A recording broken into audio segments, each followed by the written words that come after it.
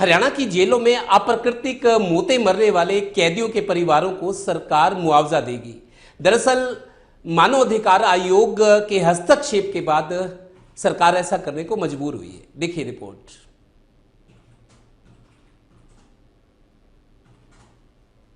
Jail में बंद कैदियों की हो रही अप्राकृतिक मौतों के मामले में हरियाणा मानव अधिकार आयोग ने संज्ञान लिया है। इस समय मेरे साथ हैं हरियाणा मानव अधिकार आयोग के सदस्य दीप भाटिया। इनसे जानते हैं कि इस मामले में आयोग ने क्या कार्रवाई की है। जी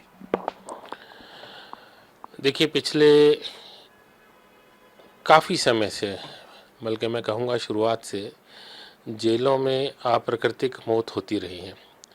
वो सब जगह होती हैं, इसलिए जेलों में भी होती रही हैं। लेकिन वहाँ अप्राकृतिक मौतों का बजाय कुछ अजीब रही हैं। किसी जगह सुसाइड हो जाते हैं, कुछ ऐसी डेथ होती हैं जो लड़ाई झगड़े की वजह से हो गई या प्रॉपर ट्रीटमेंट ना मिलने की वजह से हो गई। तो क्योंकि जेल में रहने वाला व्यक्ति पूर्णतः एक जुडिशियल कस्टडी में होता है और सरकार की उसके ऊपर जिम्मेवारी बनती है, तो ऐसे विषय हरियाणा मानव अधिकार आयोग के निरंतर संज्ञान में आ रहे थे। तो उसके ऊपर हमने मुख्य सचिव हरियाणा को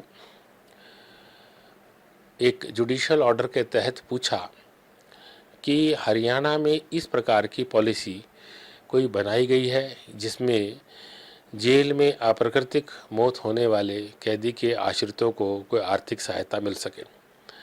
तो ये विषय काफ़ी समय से हमने उनके साथ, सरकार के साथ टेकअप किया हुआ था और सरकार के ऊपर लगातार हमारी जो बातचीत, इसमें रिमाइंडर्स गए और सरकार ने इसके ऊपर कॉग्निजेंस लिया। और अभी सरकार ने हमारे इस जो हमने इशू उठाया था, उस इशू को एड्रेस करते हुए एक पॉलिसी बनाई है जिसके तहत उन्होंने जेल में अप्राकृतिक मौत के लिए होने वाले लोगों की जो आश्रित हैं उनको आर्थिक सहायता देने के लिए एक निर्णय ले लिया है।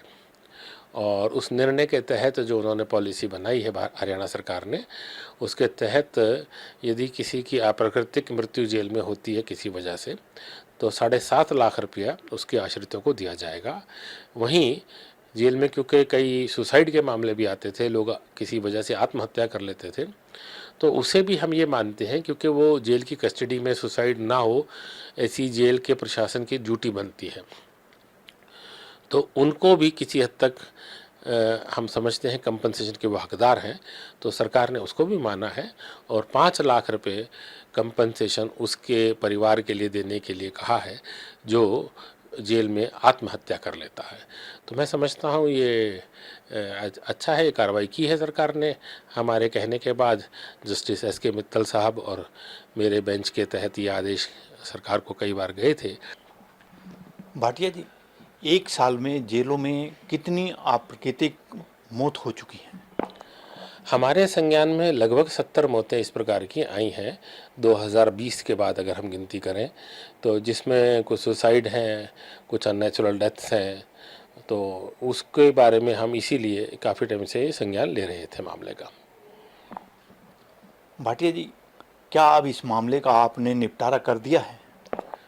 देखिए, सरकार ने इसके ऊपर एक मैं समझता हूँ सकारात्मक कदम उठाया है, जो कि एक वेलफेयर स्टेट के तहत होना चाहिए।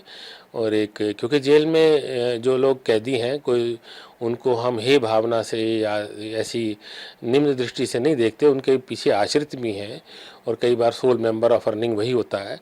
तो एक अच्छा वेलफेयर स्टेट के तहत सरकार का, हरियाणा सरकार का कदम है और इसको हम अप्रिशिएट करते हैं कि सरकार ने इसको अच्छे कदम को उठाया है। और इसके बाद हमने इस विषय को आगे नहीं चलाना, इसको हमने ड्रॉप कर दिया है और हम इसका पहले पटक्षेप कर रहे हैं। ये थे मेरे साथ हरियाणा मानव अधिकार आयोग के सदस्य दीप भाटिया। इन्होंने बताया जेल में बंद कैदियों की हो रही अप्राकृतिक मौतों को लेकर आयोग ने संज्ञान लिया है, जिस पर हरियाणा सरकार ने कार्रवाई करते हुए कैदियों के आश्रित को मुआवजा देने का फैसला लिया है।